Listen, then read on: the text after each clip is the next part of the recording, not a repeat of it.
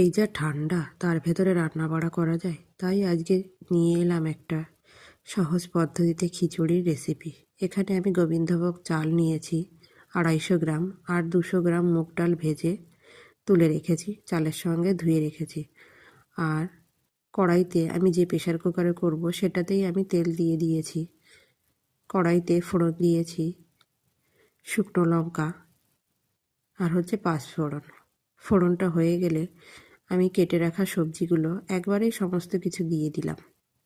ওই যে বললাম না, সহজ পদ্ধতির রান্না। একটু হালকা নাড়াচাড়া করে থেতো করা আদা দিয়ে দিলাম।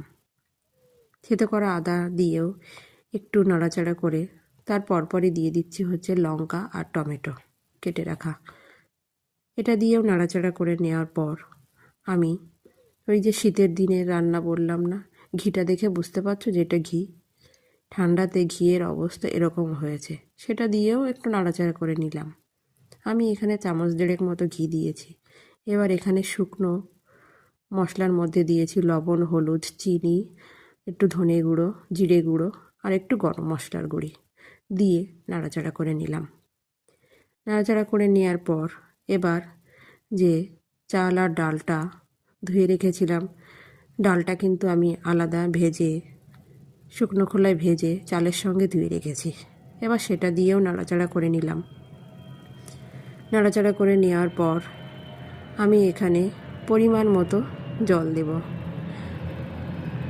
তবে আমার জলটা একটু কম হয়ে গেছিলো।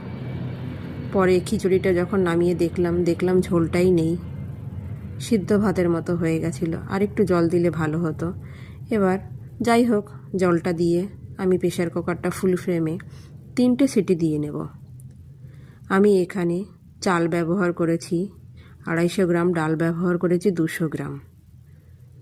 এবার শীতের দিনে বাঙালি ঠান্ডা খিচুড়ি তো আর খাবে না, তাই গরম গরমই সার্ভ করছি। দেখো, এপাশ ওপাশে সবাই বসে গেছে।